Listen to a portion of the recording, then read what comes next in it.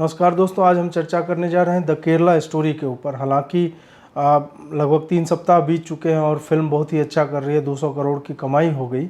इसमें रिव्यू करने लायक बचा नहीं है क्योंकि आप सब ने ये फिल्म मूलतः देख ही ली होगी और रिव्यू जो है इतना लेट करना भी नहीं चाहिए। कुछ कारणों से मैं बहुत देर से देखने गया, लेकिन मैं जिन बिंदुओं पे चर्चा करने जा रहा हूँ वो बिंदु हैं वो 10 लर्निंग्स जो निर्देशक और पटकथा लेखक जो है इस फिल्म के माध्यम से उन बच्चों को, उन पेरेंट्स को देना चाह रहे हैं जो ऐसे क्षेत्रों में रहते हैं जहां उनके बच्चे ये जो इस्लामी कट्टरपंथ है उसके माध्यम से लव का सहारा लेके, लव जिहाद के माध्यम से उनकी बच्चियों को एक तरह से इन्फ्लुएंस करते हैं।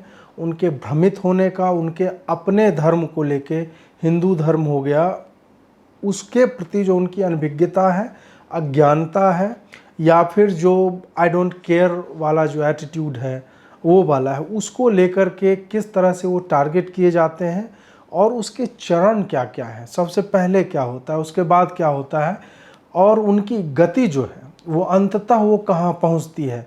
हम लोग हंसी मजाक में सूटकेस वाली बात करते हैं, लेकिन उससे भी भयावह दुर्गतियाँ जो बच्चियों की होती है वो मुझे इस फिल्म में देखने को मिली। और इसीलिए मैंने सोचा कि रिव्यू तो ठीक है, रिव्यू में 2-3 मिनट लेके आपका समय रिव्यू भी मैं दे दूंगा, लेकिन जो मूल बात है जिस पर चर्चा होनी चाहिए कि किस तरह से ये इंडोक्ट्रिनेशन पहले बहुत ही इनोसेंट लगता है, पहले बहुत ही अपने आप को जेंटलमैनली तरीके से वो लड़का आपके जीवन में आएगा और दिखाएगा नहीं वो तो बड़ा सच्चा है और वो आपकी कितनी रिस्पेक्ट करता है, कितना आपका सम्मान करता है, और बाद में उसका सत्य जो है कुछ और ही भयावह रूप लेकर के प्रकट होता है। सबसे पहले अगर मैं समीक्षा करना चाहूँ तो पहली बात आती है एक्टिंग की। अदा शर्मा ने जो शालिनी उन्नीकृष्णन उर्फ फातिमा की एक्टिंग की है, बहुत ही ज़बरदस्त उसकी एक्टिंग रही है। जितना स्कोप था उसमें आप देखेंगे कि एक चुलबुली लड़की जो कॉलेज जाती है और फिर कैसे वो आईसिस के चंगुल में फंसती है, हेरात जाती है अफ़गानिस्तान, वो गर्भवती होती है, उसका रेप होता है मल्टीपल टाइम, सेक्स स्लेव बन के उसको जो है जीवन व्यतीत करना पड़ता है। और उसके साथ ही 3 और लड़कियां हैं। एक जो मुस्लिम लड़की है जो इन बाकी 3 लड़कियों के 4 मित्रों की कहानी है, 4 सहेलियों की, तो बाकी 3 को कैसे इन्फ्लुएंस करते हैं उसने भी बहुत अच्छा मतलब अपने पात्र को जो है जीवंत किया है। फिर एक गीतांजलि है और एक ईसाई लड़की है। चारों लड़कियों ने बहुत अच्छा रोल किया है। और लड़कों की अगर बात करें तो उनके पास करने को बहुत कुछ था नहीं। एक इशाक करके है तो मुझे लगता है कि उसने जस्टिस नहीं किया है अपने पात्र के साथ, उतनी अच्छी मुझे नहीं लगी। या हो सकता है कि कभी सब्जेक्ट मैटर को आप जिस तरह से स्टडी करते हैं तो उस तरह से खुल के सामने उनकी बातें नहीं आती है, तो हो सकता है उसको पता न चला हो। बट वो बहुत ही मंडेन और एक स्टीरियोटिपिकल पोर्ट्रेल जो होता है ऐसे आतंकियों का या रेडिकलाइज्ड इंडिविजुअल्स का, तो उस तरह का उसका दिखा है। लड़कियों की सबसे अच्छी बात ये थी कि केरल का एक्सेंट पकड़ना, चाहे हिंदी बोल रहे हो या इंग्लिश बोल रही हो, चाहे जो मलयालम है वो बोल रही हो, उसमें हर लड़की जो है बहुत अच्छे से उन लोगों ने अभिनय किया है। और कुछ कुछ शब्द जो हैं, कुछ टोनैलिटीज़ जो हैं जो पिक्यूलियर हैं केरल को लेकर के, तो वो आपको देखने को मिलेगा। और ये बहुत ही अधिक मुझे लगता है कि कन्विंसिंग रहा है। एक और बात जो मुझे सबसे अधिक उत्कृष्ट लगा इस फिल्म में वो है बैकग्राउंड स्कोर, पार्श्व ध्वनि संयोजन की।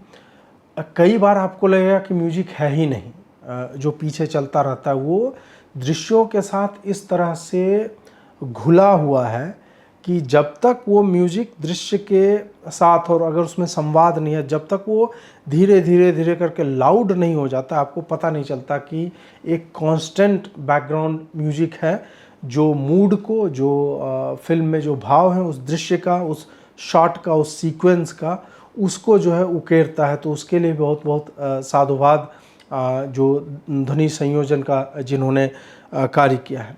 एडिटिंग अच्छी है फिल्म की। एडिटिंग अच्छी इसलिए मैं बोल रहा हूँ क्योंकि इसमें 3 टाइमलाइन लेकर के चले हैं और सेकेंड हाफ में 2 और सब प्लॉट्स जो है पैरेलली चलते हैं। तो एक टाइमलाइन जो है इनके कॉलेज जाने का है लड़कियों का, कि किस तरह से इंडोक्ट्रिनेशन होता है। दूसरा है कि वो आईसिस में जब प्रवेश पा जाती है और कैसे इंडिया छोड़ करके वो अफ़गानिस्तान में किस तरह से उनका चल रहा है, उसका जीवन अफ़गानिस्तान में कैसे बीतता है। और तीसरा जो प्रेजेंट डे का है, वो फंसी हुई जहाँ पे है, जो ट्रैप्ड है जिस जगह पे, और यूएन की वो एक फैसिलिटी है उसका। जो सेकेंड हाफ में मैंने बोला कि दो और सब प्लॉट्स आते हैं, वो है गीतांजलि और मैथ्यू करके लड़की है, ये ईसाई लड़की है।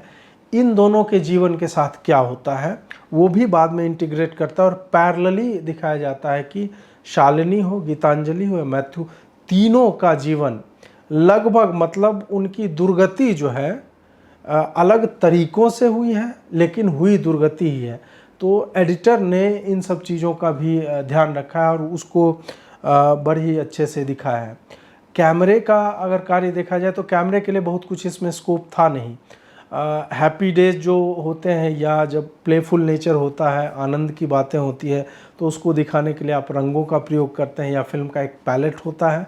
इसमें क्या है कि इतनी ये सैड स्टोरी है एक तरह से, कि कैमरा को उस तरह से आप कह सकते हैं कि कलर्स जहाँ पॉप करते हैं उस तरह से नहीं दिखाया। बट हाँ, एक अच्छे निर्देशक का जो कार्य होता है कि अगर आपके पास स्कोप नहीं है, फिर भी आप कैसे जो पात्र हैं उनके मनोभावों को, उनकी मनस्थिति को आप जो बाहर का दृश्य है उसके साथ सिल देते हैं, एक तरह से एक दूसरे को कॉम्प्लीमेंट करता है। डायरेक्शन बहुत ही अच्छा है इस फिल्म में उस मामले में, कि जो ये 3-4 पात्र हैं, और ख़ास करके शालिनी का, आदा शर्मा ने जो रोल किया उसका पात्र, कि तुम जब अच्छे जगह पे होते, जब तक तुम केरल में हो, अपने माँ बाप से जुड़े हुए हो, और जब तुम्हें उस जगह से निकाला जाता है और जब तुम अफ़गानिस्तान में पहुँचते हो, तो एक पैरेलल है।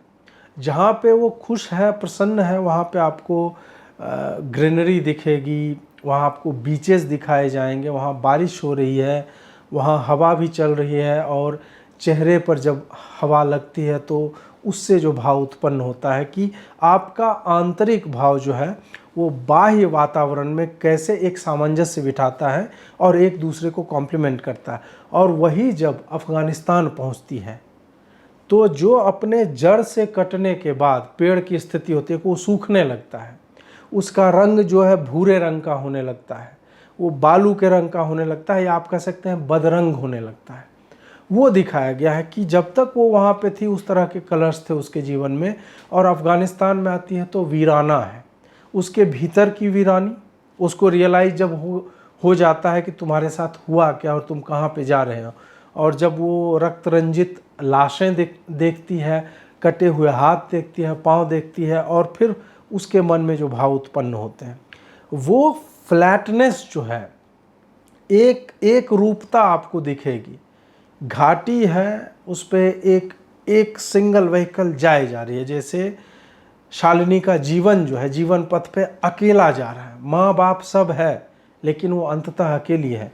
तो एक अच्छा डायरेक्टर जो होता है वो इसी तरह से क्रिएट करता है, इसी तरह से जहाँ पे स्कोप नहीं होता है ड्रामेटाइज करने का, तो वो व्यक्ति के मनोभावों को बाह्य वातावरण के साथ कॉम्प्लीमेंट करता है, उसमें एक सामंजस्य बिठाता है, और दो स्टोरी वो विजुअली और फिर संवादों के माध्यम से दो स्टोरी पैरेलली वो कहता है, और जो दोनों एक के साथ मतलब एकाकार होके चलते हैं, और जो मुख्य कहानी है, जो मुख्य कथा है, उसको कहने में मुझे लगता है कि सफल होते हैं। तो जो डायरेक्टर हैं उनको बहुत बहुत साधुवाद। स्टोरी पे मैं यही कहना चाहूँगा कि स्टोरी चूँकि सत्य घटनाओं पे आधारित है, और स्टोरी इतनी कंटेंट हैवी है कि जिस तरह से हमने द कश्मीर फाइल्स में देखी थी कि स्टोरी इतनी अधिक, मतलब केवल वो कहानी कह दी जाए, चाहे डॉक्यूमेंट्री फॉर्म में भी वो फीचर फिल्म के नाम से रिलीज हो जाती, वो इतनी ही सक्सेसफुल होती, क्योंकि उसकी पटकथा और जो इंडिविजुअल्स के लाइफ्स की स्टोरी वो इतने पावरफुल है कि उसको जो है ना वो मसाला या तड़का या फिल्म मेकिंग के बाकी जो नुआंसेस होते हैं उसकी आवश्यकता नहीं पड़ती है। हालांकि अगर दोनों फिल्मों को कंपेयर किया जाए तो मुझे लगता है कि इसका डायरेक्शन अच्छा है। विवेक अग्निहोत्री के पास बहुत स्कोप था उसमें, और भी वो काम कर सकते थे, नहीं किया, फिर भी वो एक उत्कृष्ट फिल्म बन के केवल और केवल कंटेंट के कारण आई। यहाँ पे क्या है कि सुदीप्तो सेन जो है उन्होंने स्टोरी टेलिंग तो उसका एक एस्पेक्ट रखा है, बट स्टोरी टेलिंग को आप इन्वायरमेंट के साथ, वातावरण के साथ कैसे इंटीग्रेट करते हैं उसका भी उन्होंने बहुत ख्याल रखा है। वो आपको पटकथा में भी दिखेगी और डायरेक्शन में भी दिखता है। तो ये मेरी समीक्षा है। स्टार्स देना चाहें एक्टिंग के लिए अदा शर्मा को मैं 5 में से 4 दूंगा, और जो निर्देशन है उसमें भी 5 में से 4 नंबर दूंगा, और फिल्म मेकिंग को भी, फिल्म को ओवरऑल मैं 5 में से 4 स्टार दूंगा। अब हम बात करेंगे कि वो कौन से बिंदु हैं, वो कौन सी सीखें हैं जो हम एक दर्शक के तौर पर, एक समाज के तौर पर इस फिल्म से ले सकते हैं। किस तरह से, कौन कौन से इवेंट्स हैं, कौन कौन से वैसे दृश्य हैं जहाँ पर ये जो लव जिहाद का जो कैंसर है, वो जो कोड है, वो किस तरह से स्टार्ट होता है। जैसे शरीर पे आपके एक तिल होता है, सबसे पहले तो आप इग्नोर करते हैं, और वो तिल कैसे स्किन कैंसर में बदल जाता है, वो कैसे एक ट्यूमर बनता है। तो ये पूरी प्रक्रिया जो है इस फिल्म में सहजता के साथ दिखाई गई है। सबसे पहला जो है वो एक रेस्टोरेंट का सीन है, वो दिखाता है। और रेस्टोरेंट के सीन को डिस्कस करने से पहले मैं थोड़ा सा बैकग्राउंड स्टोरी आपको बताना चाहूँगा। हालांकि आप सबने फिल्म देख ली होगी, फिर भी इक्का दुक्का जो रह गए होंगे उनके लिए, कि फिल्म मूलतः है 4 नर्सिंग गर्ल्स हैं जो नर्सिंग की पढ़ाई करने के लिए अपने अपने शहरों से केरल के एक नर्सिंग कॉलेज जो है वहाँ पे पहुँचती हैं। एक कमरे में रहती हैं संभवतः, और उसमें क्या है कि 3 लड़कियाँ, 2 हिंदू हैं, 1 ईसाई है और 1 मुस्लिम है। मुस्लिम लड़की जो है स्टार्टिंग से ही उसके मजहबी प्रतीक जो है उसके विचारों में, उसके मतलब जो उसका चेहरा है हिजाब से ढका हुआ, उसमें वो जो करती है उसमें दिखता है। नमाज पढ़ रही है, कुरान लेके घूमती है और अपने मजहब को सुपीरियर मानती है, वो कन्विंस्ड है। ये वो बार बार सटल तरीके से दिखाती है। उसी में क्या होता है कि इन 4 लड़कियों में बाकी 3 जो हैं, मुस्लिम लड़की को छोड़ के दूर दूर से आई हैं, तो वीकेंड को वो अपने घर नहीं जा सकते। तो ये दोस्ती के माध्यम से कि तुम मेरे घर पे आया करो, मैं वीकेंड पे, मेरा पास ही में, तो हम लोग जा सकते हैं, उनको घर बुलाना। उसी में क्या होता है, घर बुलाना तो अलग अलग लड़कों से इंट्रोड्यूस करवाना, लड़के को कज़िन कह के इंट्रोड्यूस करवाना, और ये पूरा एक दुष्चक्र है। ये पूरी एक प्लान्ड चीज़ होती है कि किस तरह से कौन कब आएगा, और बहुत ही सरल तरीके से डायरेक्टर ने, मुझे लगता है डायरेक्टर के पास ये विकल्प रहा होगा कि वो उसे, जो फिल्म मेकिंग की भाषा में कहा जाता है कि और लेयर्ड तरीके से दिखा सकता था, लेकिन डायरेक्टर ने वो तरीका नहीं चुना। उन्होंने रॉ फॉर्म में ही एकदम सहजता से कि टक टक टक टक टक ऐसे ऐसे करके स्टेप्स होते हैं और आप फंसते चले जाते हैं। संवाद भी सामान्य है, विजुअल्स भी सामान्य है, जो हमारे आपके जीवन में होता है उस माध्यम से कहा है। तो रेस्टोरेंट का एक सीन आता है कि मुस्लिम लड़की जो है वो बोलती है कि हम लोग रेस्टोरेंट चलेंगे खाने के लिए, ये हमारा पहली बार का गेट टुगेदर होगा।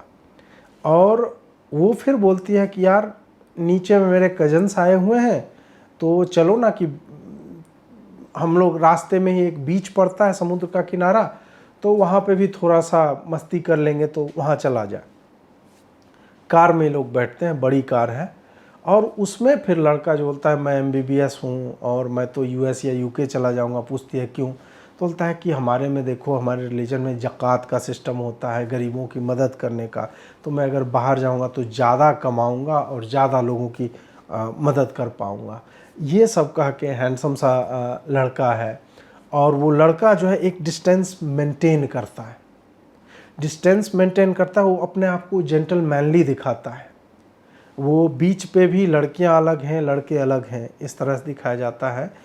वो होता है कि आपके मन में उस जो राक्षसी प्रवृत्ति का व्यक्ति है उसके प्रति आपके मन में पॉजिटिव वाइब्स आए। वो स्टार्ट में दिखाएगा कि नहीं मैं लड़कियों से दूर रहता हूँ, मैं इन सब में नहीं पढ़ना चाहता। वो फिर वो रेस्टोरेंट के गेट पे आती है तो जो अदा शर्मा का कैरेक्टर है शालिनी, वो बोलती है कि रमीज़ या ऐसे ही कुछ नाम है उसका, उसको बोलती है कि तुम भी आ जाओ ना। एक अब्दुल है, एक रमीज़, ऐसे ही कुछ नाम है, दो मुस्लिम कैरेक्टर हैं।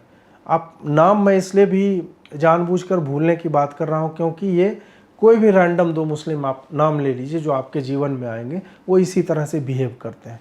तो वहाँ पे बोलता है कि नहीं नहीं मुझे कुछ काम है, मैं तो बाद में आऊँगा, अभी नहीं आ सकता। वो वहाँ पे दिखाता है कि आई एम नॉट डेस्परेट, जबकि बाकी जो लड़कियां इसी से जज करती हैं ना कि हमने बुलाया, वो तुरंत वो उछल के गोद में ही बैठने के लिए तैयार हो जाता है। वहाँ पे वो अपने आप को जेंटलमैनली दिखाता है कि नहीं नहीं मैं थोड़ा सा दूर रहना चाहता हूँ, मैं अचानक से, तुम्हारा वो स्पेस है, तुम इंजॉय करो। फिर रेस्टोरेंट में वो बाद में आता है, फिर बैठते हैं, जो भी होता है ये सब। उसके बाद क्या होता है, जो दूसरी सीख है इसमें, पहला है कि इंट्रोडक्शन कैसे होता है, आपको लड़कों से कैसे मिलवाया जाता है कज़न कह के, और वो कज़न जो है बड़ा बढ़िया बन के आएगा और बाद में वो आपका काट के कब निकल जाता है आपको पता नहीं चलेगा। अब क्या है कि इसके बाद वो लड़कियां खाना खाने के बाद अपने कॉलेज की तरफ आती हैं और चारों जो है सिंगल फ्रेम है, 1 2 3 4 ऐसे करके आती जाती है। वहाँ पे वो दोजख की आग के बारे में बात करती हैं, काफिर के बारे में बात करती हैं। वहाँ पे उसको सुपीरियॉरिटी ऑफ अल्लाह, इसका कन्विक्शन आपको दिखाया गया है कि मुस्लिम चाहे इतना छोटा हो, इतना बड़ा हो जाए, लड़की हो, कोई भी हो, उसका कन्विक्शन जो है अपने मजहब को लेके वो बियॉन्ड आवर इमेजिनेशन होता है कि वो रिलेंट नहीं करेगी। वो एक नॉर्मल सा भी कन्वर्सेशन चल रहा है ना, उसमें वो अल्लाह को घुसेड़ देगी, और आपके साथ कुछ बुरा हुआ है तब भी वो तुमको ज्ञान दे देगी कि वो अल्लाह रहता और तुम मुस्लिम रहती है, तुम ये रहती तो तुम्हारे साथ ऐसा नहीं होता।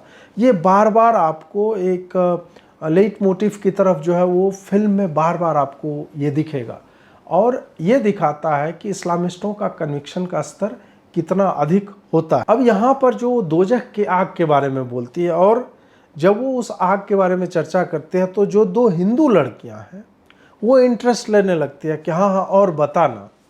यहाँ पे डायरेक्टर ने एक चीज़ दिखाई है कि कैसे हम हिंदू जो होते हैं उन्हें अपने धर्म का ज्ञान हो ना हो, उन्हें दूसरे धर्म के बारे में जानने की बड़ी मतलब उत्सुकता होती है। इसका रीज़न है, एक हिंदू जो है आधारभूत रूप में ओपन सोसाइटी है, ओपन माइंडेड होते हैं। उनको जीसस के भी बारे में जानना है, उसको मोहम्मद के भी बारे में जानना है, तुम्हारी किताब के बारे में, दूसरे कल्चर के बारे में, वो ओपन होते हैं। और केवल ओपन मतलब मानसिक रूप से नहीं होते हैं, वो आपके यहाँ सेवैयाँ खा रहे हैं, आपका बनाया हुआ हलाल मांस खा लेंगे, सब कुछ वो खा लेंगे आपके घर जाके।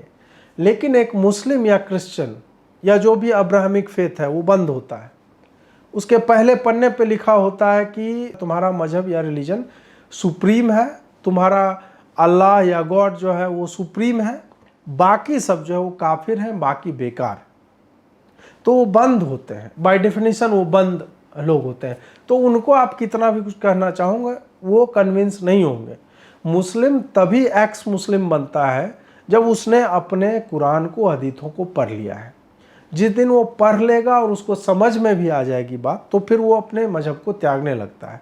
आप उसको इंडोक्ट्रिनेट नहीं कर सकते, आप उसको उसके पाथ से भटका नहीं सकते, क्योंकि उसकी अपब्रिंगिंग उसी तरह की है।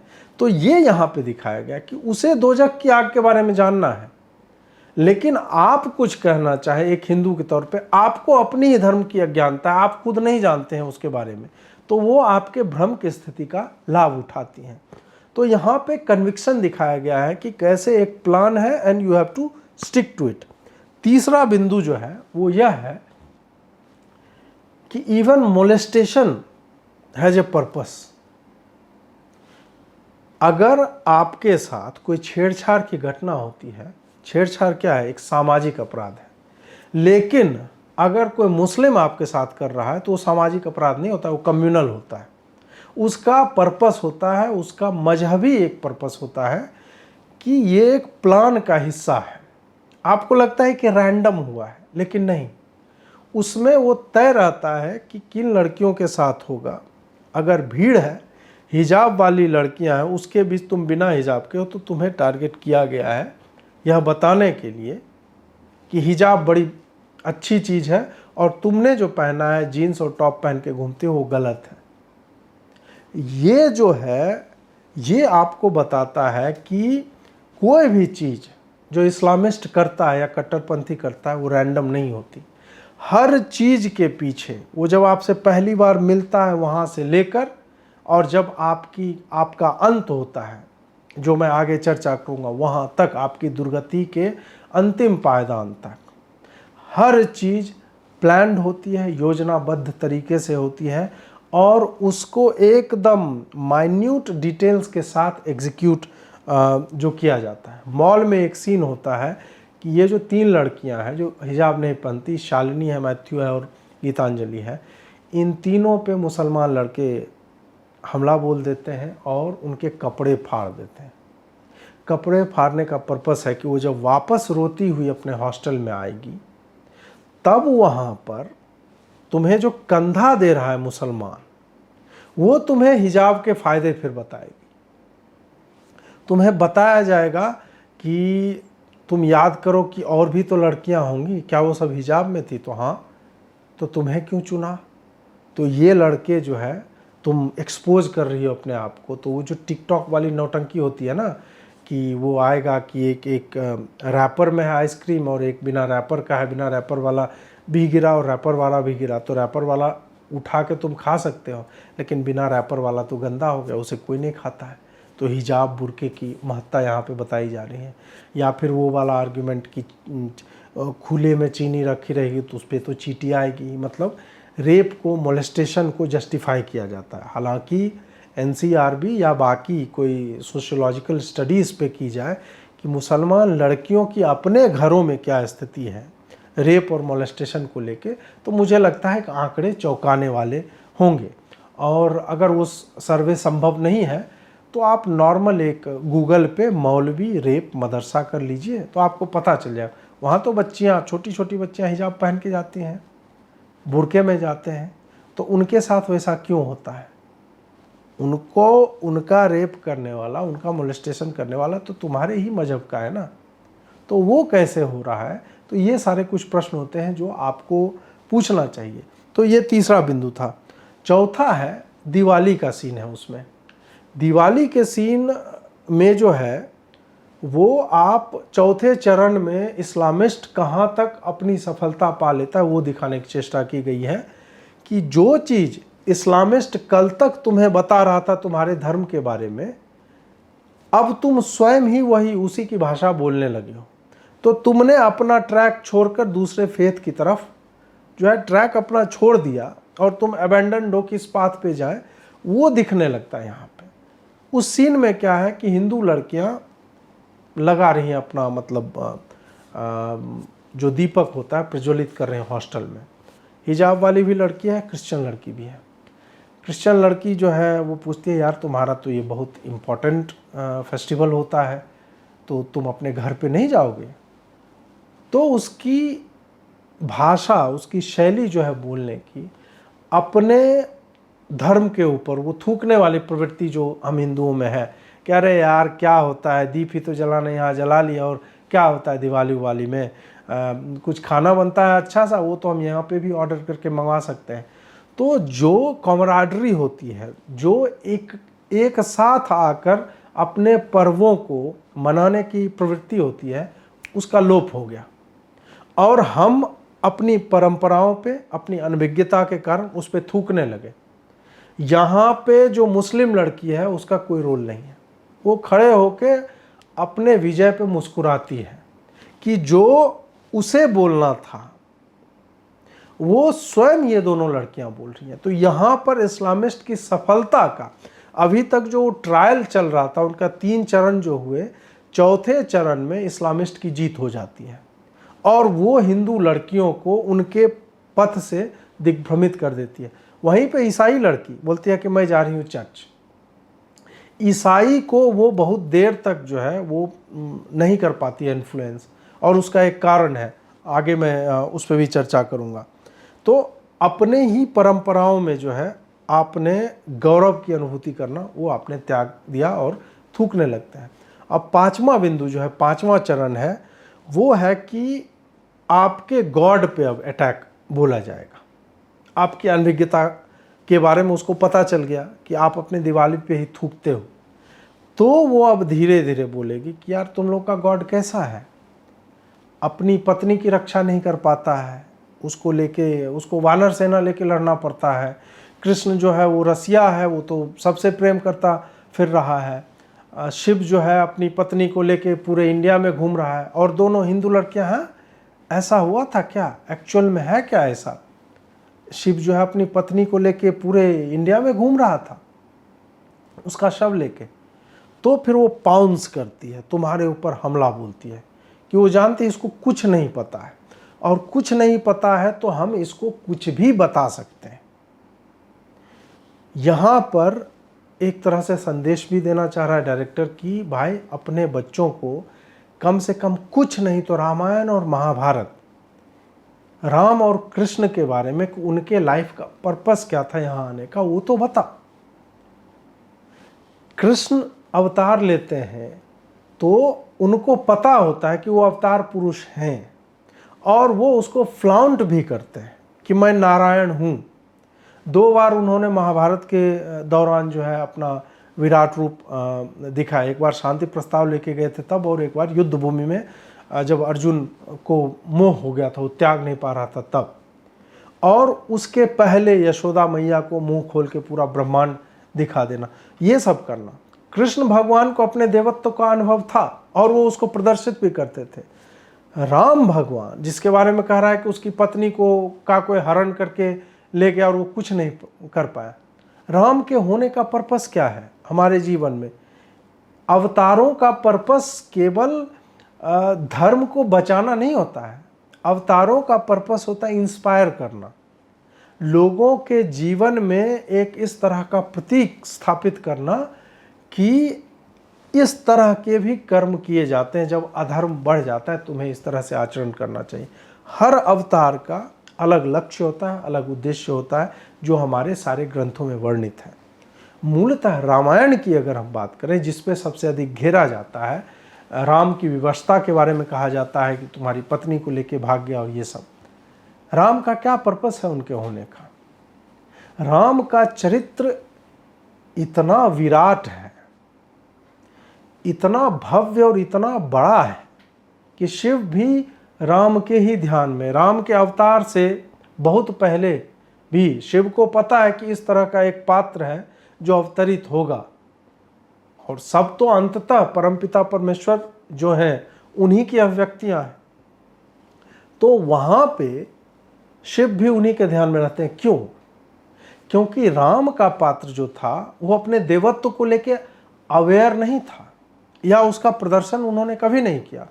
राम के पात्र का मूल उद्देश्य यह था लोगों को बताना कि एक सामान्य मानव जो जो पा सकता है उसी के आधार पर, सामान्य मानव गुरुकुल जाएगा, मैं भी गुरुकुल जाऊंगा, वही विद्या वो अर्जित करेगा जो बाकी लोग करेंगे, वही धनुर्विद्या, वही शस्त्र विद्या, वही शास्त्र विद्या जो बाकी सब के लिए उपलब्ध है, और उन्हीं का प्रयोग करके मैं जीवन में आगे बढ़ूंगा और एक उदाहरण के रूप में तुम्हें दिखाऊंगा कि किस तरह से जिनको कोई नहीं पूछता है, भील हो गए, कहार हो गया, मतलब जितने जो केवट है, जो छोटी छोटी जातियां हैं जिनको तब के समय में भी अगर कहा जाए तो वो अपने आप को वो स्वयं ही निम्न मानते थे, इन सब का साथ लेते हुए आपको नहीं लगता है कि राम एक चुटकी बजाते? राम का जो सेवक है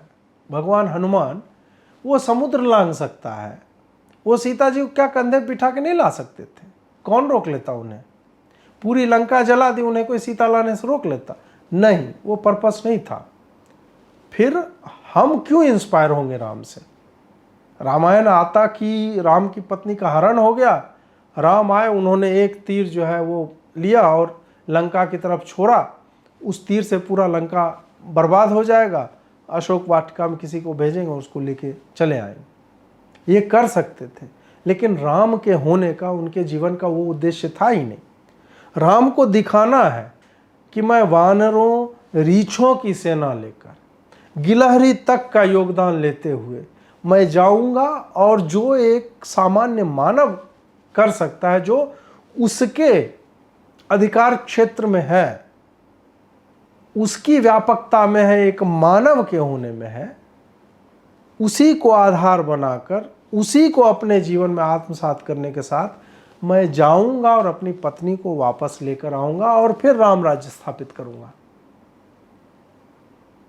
भाई भाई में किस तरह का प्रेम होना चाहिए, जानवरों से आपका इंटरेक्शन कैसे होना चाहिए, राक्षस है, राक्षस की माँ है, असुर की माँ है, असुर की पत्नी है, उसके साथ आपका व्यवहार क्यों होना चाहिए, क्योंकि वह पाप की भागिनी नहीं है। सब कुछ दिखाते हुए, इसीलिए राम को मर्यादा पुरुषोत्तम कहा जाता है। उसके होने का ये पर्पस है। उसके होने का पर्पस ये नहीं है कि एक बार गदा भांजेंगे और पूरी दुनिया नष्ट हो गई, नहीं।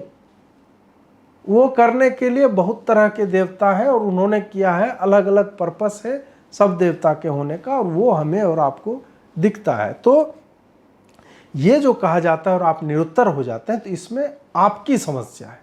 तो ये 5वां स्टेप था कि आपको पता नहीं है और उसको एक्सप्लॉइट करते हैं ये जो इस्लामिस्ट होते हैं, जो आपसे प्रश्न पूछ के आपको निरुत्तर करना चाहते हैं कि आप, तुम्हारा भगवान तो एकदम असहाय है, हेल्पलेस है। अब छठा जो है, इसमें छठा बिंदु है कि वो रीइंफोर्स करती है एक बिलीफ को कि हमारा तो भाई एक अल्लाह है, सर्वशक्तिमान है, और वो जो करना चाहता है वो कर सकता है। इस पे आप पलट के कभी क्वेश्चन नहीं पूछते हैं कि तुम्हारा अल्लाह अगर सर्वशक्तिमान है तो फिर तुम्हें क्यों आवश्यकता पड़ती है कि किसी के शरीर में बम बांध करके उसको उड़ा दो। क्यों करते हुए? जिहाद का क्या पर्पस है? पूरे धरती पे इस्लाम का राज्य। तो अल्लाह जब सर्वशक्तिमान है तो एक रात हम जब सब सोए रहे, वो चुटकी बजाओ सब मुसलमान हो जाए, उसके लिए बम फोड़ना, आतंकवाद को जन्म देना, ट्विन टावर में जाके हवाई जहाज लड़ा देना, इसका क्या पर्पस है? और मुसलमान ने सबसे अधिक मुसलमानों की हत्या की है। ये प्रश्न भी आप पलट के मुसलमानों से पूछिए। मोहम्मद के समय से और 200 वर्ष आगे तक जितनी बड़ी लड़ाइयाँ लड़ी गई हैं, उसमें कितनों में काफिरों को काटा गया है। वर्चस्व की लड़ाई में, खलीफा बनने की लड़ाई में किसने किसको काटा है? मुसलमान ने मुसलमान को काटा है। तो अल्लाह अगर सर्वशक्तिमान है और मान लेते हैं तुम्हारा काफिर वाला कॉन्सेप्ट है, तो क्यों मुसलमान को, एक बिलीवर जो है दूसरे बिलीवर को क्यों काट रहा है? अल्लाह क्या कर रहे हैं वहाँ पे? ये प्रश्न आपको पूछना चाहिए। और जब आपसे पूछा जाए कि इतने तुम्हारे देवता हैं, तुम कंफ्यूज्ड हो, वो कंफ्यूजन नहीं है। देवता मूलतः ईश्वर जो है एक है, परमपिता परमेश्वर जो सर्वशक्तिमान है। उनकी 5 अव्यक्तियां, 5 रूप में अपने आप को व्यक्त करते हैं, रूप में, फॉर्म में। जो एक है, जो प्रकृति मान लीजिए या ईश्वर मान लीजिए सर्वशक्तिमान, वो फॉर्मलेस है, वो एक कॉन्सेप्ट है। और वहाँ से 5 उनकी अव्यक्तियां हैं, ब्रह्मा, विष्णु, महेश, सूर्य और गणेश, ये 5।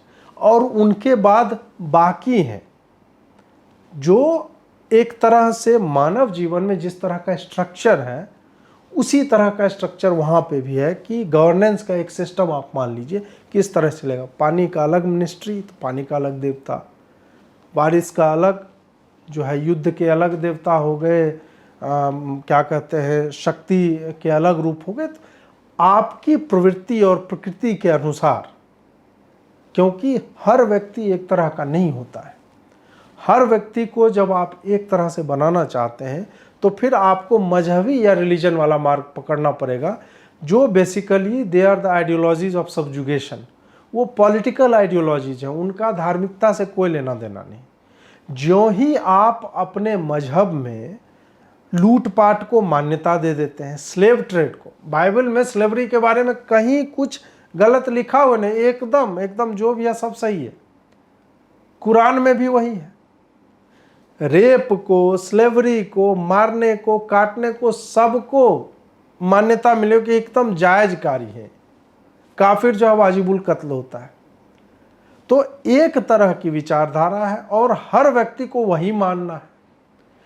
आपकी अपनी थिंकिंग कुछ भी नहीं, आप क्वेश्चन कर ही नहीं सकते। तो एक वो है, और दूसरा है कि आप जितने प्रश्न करेंगे उतने उत्तर हैं, और बाकी का उत्तर समझ में नहीं आ रहा तो आप अपना उत्तर स्वयं ढूंढिए। तो इतनी फ्लेक्सिबिलिटी इसलिए है क्योंकि हर व्यक्ति किसी अलग स्थान से आता है, किसी अलग स्कूल में पढ़ने जाएगा, किसी अलग तरह की परिस्थिति में पढ़ता है, तो उसको जो है उसके जीवन में भक्ति को लेकर के उसकी अलग रिक्वायरमेंट्स होती हैं कि मुझे बल चाहिए तो जाओ हनुमान जी के पास जाओ, मुझे जो है शक्ति चाहिए तो आप शक्ति आदि शक्ति की उपासना कीजिए, दुर्गा जी की उपासना कीजिए, काली जी की उपासना कीजिए, उनके जो 9 रूप हैं उनकी उपासना कीजिए। आपको विद्या चाहिए, सरस्वती जी हैं। और ऐसा नहीं है कि बल, विद्या या बाकी चीज़ जो है एक आदमी दूसरे को नहीं पूछ सकता, वो भी है कि आपकी प्रकृति के जितने हिस्से हैं, आपको जो जो अपील करता है, आपके सेंसेस को, आपकी सोच को, आप उन सब की आराधना कर सकते हैं, सब की। क्योंकि अल्टीमेटली जो 33 कोटि के प्रकार के देवता और देवियां हैं, उन सब को आप फिर 5 में ले जाएंगे और 5 फिर वो एक हो जाता है। अल्टीमेटली वो सारा आपके भक्ति मार्ग से, आपके नाम जप से, या आप जिस भी तरह से तंत्र साधना करते हैं, मंत्र साधना करते हैं, गृहस्थ होकर के साधना कर रहे हैं, सन्यासी होकर के साधना कर रहे हैं, शास्त्र का अध्ययन करके साधना कर रहे हैं, सब अंत में उसी एक अव्यक्त परमात्मा के पास जाता है। तो हमारा कॉन्सेप्ट इस तरह का है कि लोग अलग अलग तरह के होते हैं, तो उनकी रिक्वायरमेंट अलग होती है, उनकी भक्ति अलग होती है, उनके लिए सबके लिए अलग अलग व्यवस्था है। और वही है कि मार्ग अलग अलग है, पहुंचना एक ही जगह पे। और यहाँ पे है कि आपको बंद कर दिया गया कि आप अपना दिमाग नहीं चला सकते। यहाँ पे शिव दर्शन की स्थापना करते हैं, उसके बाद बोलते हैं कि भाई ये मैंने दे दिया, बाकी क्वेश्चन आंसर तुम लोग खुद करते रहो, सब मान्य है, कोई भी गलत नहीं है। यहाँ पे है कि नहीं, एक किताब आ गई, बस यही मान्य है, इसके विलग जाओगे मार दिए जाओगे। तो इस तरह के कॉन्सेप्ट है। तो आप स्वयं ऐसे प्रश्न आपके ऊपर जब आते हैं तो आप उसको उत्तर देने की स्थिति में होने चाहिए। आप नहीं होते हैं उत्तर देने की स्थिति में, क्यों? क्योंकि आपने अपने धर्म का अध्ययन नहीं किया। ठीक है कि आप पैसा कमाने के चक्कर में रहे, पढ़ने पे फोकस थे। अब तो समय है, जीवन में दिन का 1 घंटा, आधा घंटा आप निकाल सकते हैं। आपके मन में जो भी प्रश्न है धर्म को लेकर के, यूट्यूब पर लिख दीजिए, आपको जगत गुरु शंकराचार्य जो है गोवर्धन पीठ वाले, उनका जवाब मिल जाएगा, गोविंद शरण जी महाराज का मिल जाएगा, केली कुंज वाले का, रामभद्राचार्य जी का मिल जाएगा, आपको राजेंद्र जी महाराज हैं उनका मिल जाएगा। ढेर सारे धर्मगुरु ऐसे हैं जो कंट्रोवर्शियल नहीं हैं, वो जिनके बारे में मतलब आप कुछ गुरुओं के बारे में, कुछ कथावाचकों के बारे में उल्टा सीधा सुनते हैं, लेकिन ये लोग कुछ हैं जिनके ऊपर कोई भी विवाद नहीं है। वो धर्म ध्वज रक्षक हैं, उन्होंने शास्त्र का अध्ययन किया हुआ और हर चीज़ शास्त्र सम्मत आपको बताएंगे। तो आप आधा घंटा तो निकालिए, नहीं निकालेंगे तो आपको भ्रमित करने के लिए मैं बता रहा हूँ, चरणबद्ध पूरी प्रक्रिया है। अब इसमें 7वां चरण जो है वो भाग्य लक्ष्मी की एक स्टोरी है। भाग्य लक्ष्मी कौन है? वो लड़की है जो 48 लड़कियों के ग्रुप में है, जिसमें 7 क्रिश्चियंस हैं, बाकी हिंदू लड़कियां हैं, और वो सब की सब लव जिहाद का शिकार है। और जब ये सीन होता है, जब उसकी एंट्री होती है, तब वो नहीं मानती कि वो ट्रैप में फंसी हुई है। उसकी मुलाकात शालिनी और गीतांजलि से तब होती है जब शालिनी और गीतांजलि इंट्रोड्यूस होती है इस्लामी लिटरेचर से, और वो पढ़ने लगती है इस्लामी लिटरेचर को, और वहाँ पे भाग्य लक्ष्मी से भेंट होती है। तो वो पूछती है तुम कब से हो? तो बोली मैं तो 1 महीने से हूँ, क्यों आई हो? तो उसने बोला कि मैं तो प्रेम करना गुनाह है क्या? हमारे सच्चे प्रेम को मेरे घर वाले जो है स्वीकार नहीं कर रहे थे, तो मैंने विद्रोह कर दिया और मैं घर से भाग गई। वो काफिर है। अब भाग्य लक्ष्मी की स्टोरी इसलिए इम्पोर्टेंट हो जाती है कि इस सीन के बाद वो अंत के दृश्यों में आइसिस के एक टेंट में मिलती है। वहाँ 12-15 और भी महिलाएं, हाथ सबके जंजीर से बंधे हुए, सब बुरके में, काले बुरके में, और वहाँ पर शालिनी का भी कैरेक्टर जो है फेंक दिया जाता है। और तब एक पूछते हैं कि ये हो क्या रहा है, तो वो बताती है सेक्स स्लेव क्या होता है। अब वहाँ वो प्रेम को लेकर के चलती है कि मैंने तो ट्रू लव किया, निब्बा निब्बी वाला जो होता है, और यहाँ पे वो सेक्स स्लेव बन के आती है, उसको अब रियलाइजेशन होता है। इस फिल्म के माध्यम से जो 4 गतियाँ बताई गई है, हिंदू या जो भी गैर मुस्लिम लड़की है उसके साथ क्या क्या हो सकता है। पहला तो शालिनी का है कैरेक्टर, माँ बाप को त्याग दिया, रेप हुआ, प्रेग्नेंट थी तब रेप हुआ, जिसने प्रेग्नेंट किया उसको अबेंडन करके भाग जाता है, एक आतंकी के साथ उसका निकाह पढ़ाया जाता है, मजबूर किया जाता है, उसे बोला जाता है अब तुम्हारे पास जाने को तो कोई रास्ता बचा नहीं है। उसके बाद वो हेरत जाती है, त्राल जाती है, अफ़गानिस्तान के रास्ते होते सीरिया में सुसाइड बॉम्बर बनने के लिए या फिर आइसिस ब्राइड बनने के लिए। उसका एंड गेम क्या होता है, मल्टीपल लोग खींच के ले जाते हैं टेंट से, उसका रेप करते हैं, अंत में वो भागने में सफल हो जाती है, वो एक अलग बात है। बट एंड गेम वही है कि आप डिफाइल तो हुए, आप जो प्रेम को लेकर के चले थे उसकी परिणति देख लीजिए क्या होता है। दूसरा है गीतांजलि की कहानी। गीतांजलि जो है उसको रियलाइजेशन बीच में ही हो जाता है कि ये गलत हो रहा है। जब उसको लड़का जिसके चक्कर में वो फंसी हुई थी वो बोलता है कि तुम आओ, तुम चलो मेरे साथ सीरिया, वो बोलती है कि नहीं, जो करना है मैं इंडिया में ही करूँगी, मुझे सीरिया नहीं जाना है। वो उसको धमकाने लगता है क्योंकि लड़के के ऊपर जो है मौलवी मुल्ले का प्रेशर रहता है कि तुम कुछ कर नहीं पा रहे हो, हमारे पास इतना समय नहीं है। तो वो उसको कन्विंस करने की कोशिश करता है कि सीरिया चलो, वो मना कर देती है। और फिर वो उसको फिर गाली देने लगता है, फिर उसको उसके न्यूड फोटो जो उसने मांगे थे प्लस जो उसने उसको ड्रग्स दे करके बाकी वीडियो बनाए थे वो उसको भेज दिया, थ्रेटन किया उसको कि तुम अगर नहीं आओगी तो मैं तुम्हारे साथ जो ये करूँगा इंटरनेट पे डाल दूँगा।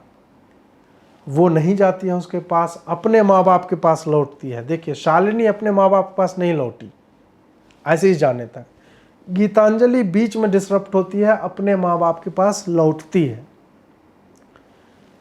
वहाँ पे उसके माँ बाप उसको स्वीकारते हैं, लेकिन जिस दिन स्वीकारते हैं अगले दिन उसकी इंटरनेट पे अलग अलग सर्वर से, पाकिस्तान से तो कतर से और कहाँ कहाँ से डाल दिए जाते हैं उसकी न्यूड फोटोग्राफ्स और वीडियोस। गीतांजलि अपने कमरे में गले में फंदा लगा के झूल जाती, आत्महत्या कर लेती। तो दूसरे की गति, जो परिवार में लौटना चाहिए परिवार ने लौटा लिया, लड़की चली गई, उसको बदनाम कर दिया आपने, और लड़की के माँ बाप जहाँ रह रहे थे उसके घर में आग लगा दी गई। आग लगाने वाले भी वही तीनों लड़के थे जो ये पूरा खेल खेल रहे थे। दूसरा विकल्प जो है आपको दिखा। तीसरा जो है, लड़की ईसाई है, वो इन सब से बच के रहती थी, उसको ये लोग इन्फ्लुएंस नहीं कर पा रहे थे। बात भी है कि कैथोलिक और इस्लाम जो है लगभग सेम ही है, वो भी हर रविवार को चर्च जा रही है, ये भी हर शुक्रवार को मस्जिद जा रहे हैं, तो उसको इन्फ्लुएंस करने में समस्या थी। उसको क्या किया कि बोला एक बार मिल तो लो, ये फलाना लड़का है इस तरह से, और वो रिलक्टेंट थी और वो श्योर थी माइंड में कि मुझे इसके साथ कोई रिलेशन बनाना नहीं है। उस लड़के ने मिलने के बहाने उसके ड्रिंक्स में मिला दिया नशे की दवाई, और उसके बाद उसको किडनैप कर लिया, और उसके बाद उसका रेप होने लगता है। रेप की इंटेंसिटी क्या है, पहले अपने खुद किया, फिर अपने दोस्तों से करवाया, फिर रैंडम इंडिविजुअल्स आके 20-25 लोग हर दिन उसका रेप करने लगे। ये रियलाइजेशन उसको जब तक होता है, जब वो भागती है निकल के, फ़ोन करती है इसको क्या कहते हैं शालिनी को, उस वक्त तक वो कोलंबो में थी निकाह के बाद हनीमून पे, और वो इतनी इंडोक्ट्रिनेट हो चुकी थी, इतनी रेडिकलाइज हो चुकी थी कि उसने मन में अपने आप को समझाया कि गीतांजलि तो इस्लाम छोड़ के भागी, इसलिए उसको उसके पाप की सज़ा मिली, आत्महत्या कर ली, और ये जो ईसाई लड़की है ये तो मानती ही नहीं है इस्लाम को, तो इस कारण इसको काफिर होने की सज़ा मिली और इसका रेप हुआ, उसको वो जस्टिफिकेशन दे दिया। तो ये तीसरी गति कि अगर आप एकदम ही विलिंग नहीं है तो आपको कहीं से उठाया जाएगा, किडनैप किया जाएगा और आपका रेप किया जाएगा। तो इस्लामिस्टों के बीच आप किसी भी तरह से सुरक्षित नहीं है। ये 3 मतलब गीतांजलि का मैंने बता दिया, आपको भाग्य लक्ष्मी का बता दिया, आपको ये ईसाई लड़की थी उसका बता दिया, और चौथा जो शालिनी का कैरेक्टर है उसका, उसके साथ क्या क्या होता है। उसको प्रेग्नेंट किया जाता है, शौहर अबेंडन कर देता है, जिसने प्रेग्नेंट किया था वो शादी नहीं करता। उसके बाद जिससे शादी होती है आतंकी होता है, वो अफ़गानिस्तान उसको ले जाता है, प्रेग्नेंट थी तब रेप करता है, बच्चा उसका छीन लिया जाता है, आईसिस के कैंप में उसका रेप होता है। तो ये 4 गतियाँ हैं। और 5वीं गति जो है वो मैं बता देता हूँ आपको, जो आप आए दिन पढ़ते रहते हैं, कि निकाह करने के बाद अगर आप आईसिस नहीं जा रहे हैं तो आपका घर में रेप होगा। आपको जो है उसके भाई के साथ सोना पड़ेगा, ससुर के साथ सोना पड़ेगा, तमाम तरह की खबरें जो हम और आप लगातार पढ़ते रहते हैं इस तरह की, तो वो हमें होते हुए दिखता है, इसमें कोई संदेह नहीं है। तो ये 5 गति है। अंतिम गति आपकी वही होनी है, either you will be forced to commit suicide और keep on getting raped and stay silent. अगर आप उसके बाद निकल के आते हैं तो फिर आपकी अश्लील तस्वीरें जो हैं वो इंटरनेट पे डाल दी जाएगी, आपको वो जगह छोड़नी पड़ जाएगी, आपको आपके परिवार को प्रताड़ित किया जाएगा। तो यही सब विकल्प जो एक हिंदू लड़की के पास होते हैं जब वो इन लोगों के चंगुल में फंसती है। अब 8वां जो है वो बड़ा ही अच्छा एक डायलॉग है, वो है भरोसा करो मुझ पे, मेरा अब्दुल ऐसा नहीं है, इस टाइप वाला, कि लड़की को प्रेग्नेंट उसने कर दिया है। अब क्या है कि वो प्रेग्नेंट हो गई तो पहले डिनाई करता है कि मेरा हो ही नहीं सकता है, तुम चरित्रहीन हो, ये कह के। फिर जो है वहाँ पे दिखाया जाता है कि लड़का उसे चरित्रहीन बोल रहा है, लेकिन उसको ऐसा नहीं बोलना चाहिए। तो वो जो हिजाबी लड़की है जो पूरा इसको फंसाती है, वो डांटती है उस लड़के को, ताकि लड़की को लगे कि नहीं वो एक सेफ इन्वायरमेंट में है और जिम्मेदार लोग हैं।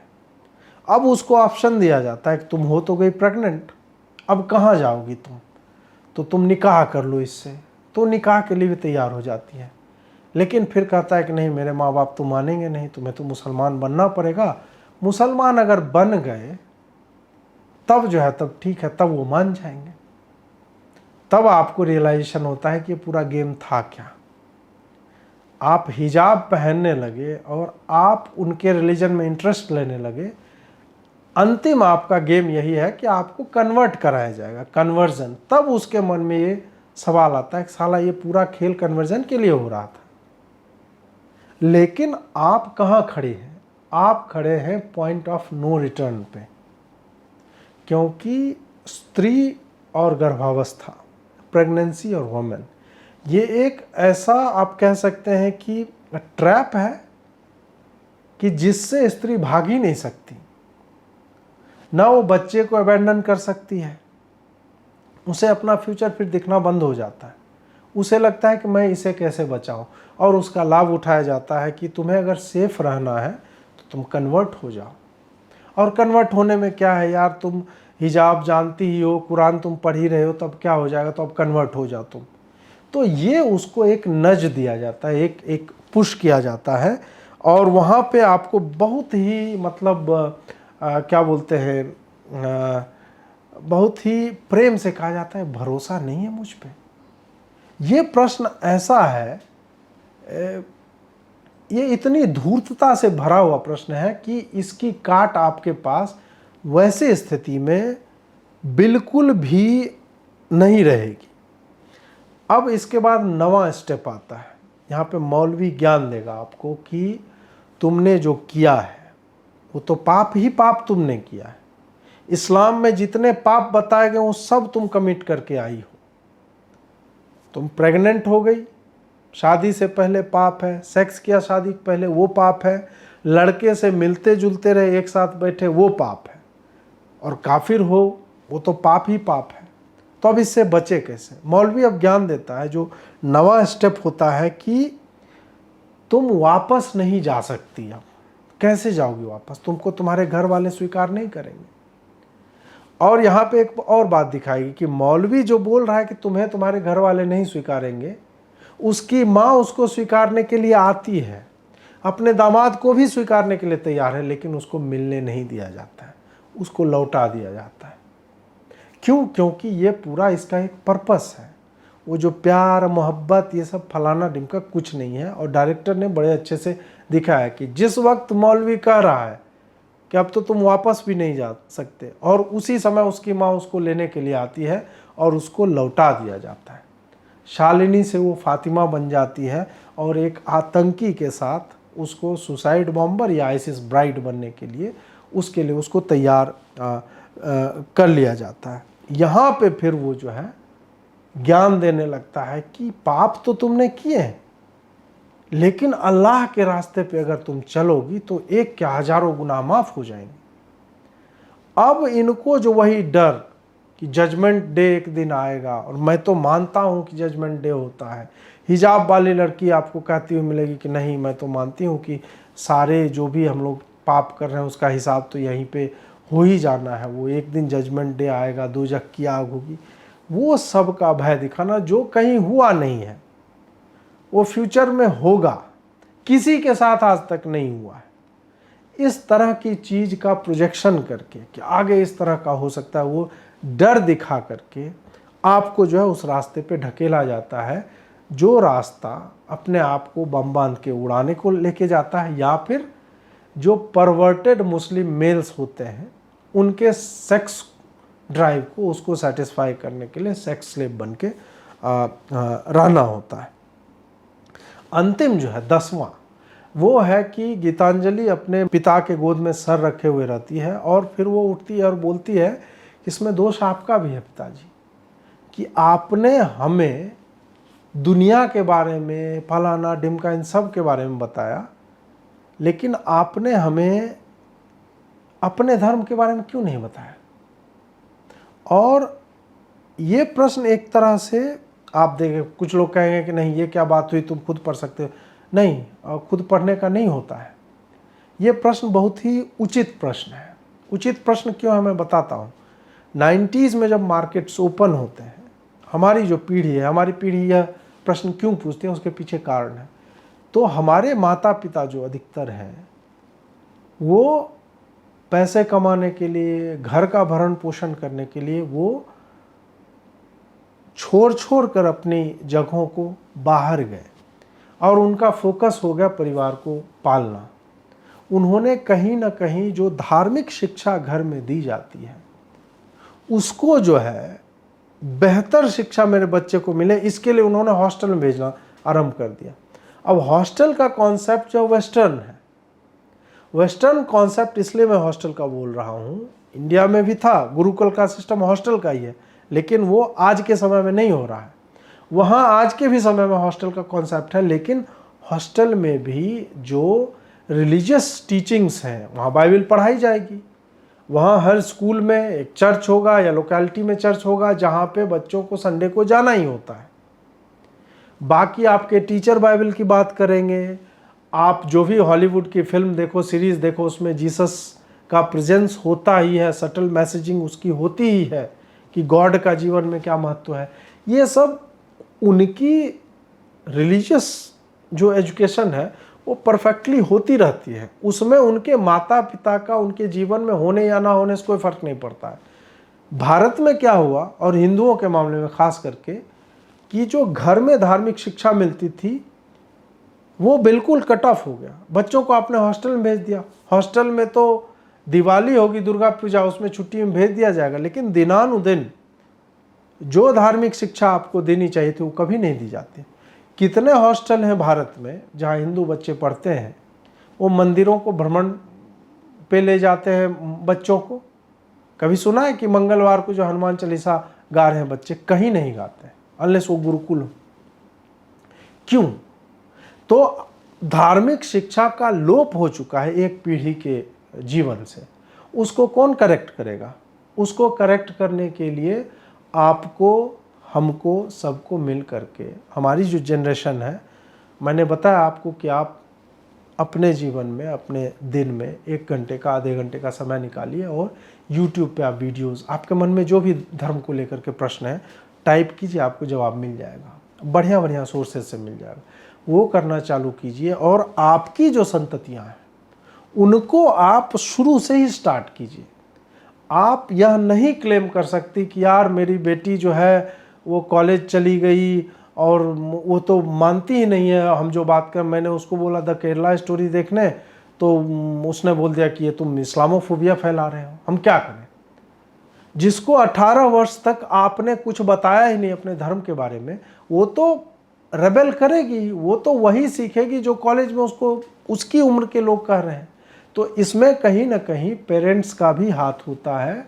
इसलिए 18 वर्ष में जो आपको वो कल्चर को रोकना पड़े, उससे पहले अभी जो 5 वर्ष के, 6 वर्ष के, 10 वर्ष के बच्चे हैं उन पे फोकस कीजिए, उनको बताना आरंभ कीजिए। तब जा कर के ये जो पूरा एक ऑर्गेनाइज्ड क्राइम सिंडिकेट चल रहा है लव जिहाद के नाम पे, वो जाकर उस पर रोक लगेगी, अवेयरनेस आएगी। हम तो देख कर के ये फिल्म निकल रहे थे और हमारे सामने 4 लड़कियां जा रही थी, केरला स्टोरी देखने के बाद वो बोलती है कि यार सब मुस्लिम ऐसे नहीं होते होंगे, यार कुछ होते होंगे। तो ये तो है, इनकी सोच है। आप कैसे, मतलब इन लोगों को कैसे आप सुधारोगे? आप इनको नहीं सुधार सकते। ये परिपक्व ब्रेन है, ये मैच्योर हो चुके हैं, इनको आप नहीं सुधार सकते। आप उनसे पहले वाले लोगों को सुधार सकते हो, जो 5-7 साल के हैं, उन पे आप ध्यान दीजिए और स्वयं को सुधारिए, स्वयं सत्संग कीजिए। नहीं कर सकते हैं तो डिजिटली उसको देखिए, समझिए, अपने प्रश्नों का उत्तर जो है पाइए।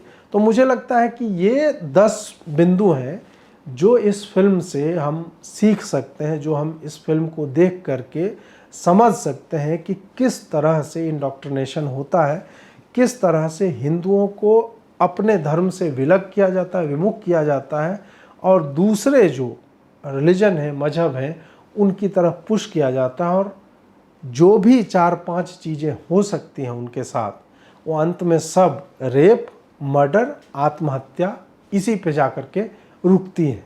तो जानकारी ही बचाव है। अपने आप को और भी समृद्ध कीजिए, शिक्षित कीजिए धार्मिक मामलों में, ताकि इन सब से लड़ने के लिए आप जो है पूरी तरह से संपूर्णता के साथ जो है आप डटे रहें, उनका एनकाउंटर आप कर सकें। आपके सामने जो इस तरह के लॉजिक लेके आए तो आप काउंटर क्वेश्चन उनके सामने पुट कर सकें। आपको यह वीडियो कैसा लगा अवश्य बताएं, कमेंट में लिखें। अगर कुछ छूट गया हो तो वो भी बताएं। हमारा सहयोग करना चाहते हैं इन नंबरों के माध्यम से कर सकते हैं। लाइक, शेयर और सब्सक्राइब करें, नोटिफिकेशन बेल अवश्य दबाएं, ताकि आपको नए नए वीडियो की जानकारी उसी समय मिलती रहे। जुड़ने के लिए बहुत बहुत आभार। नमस्कार।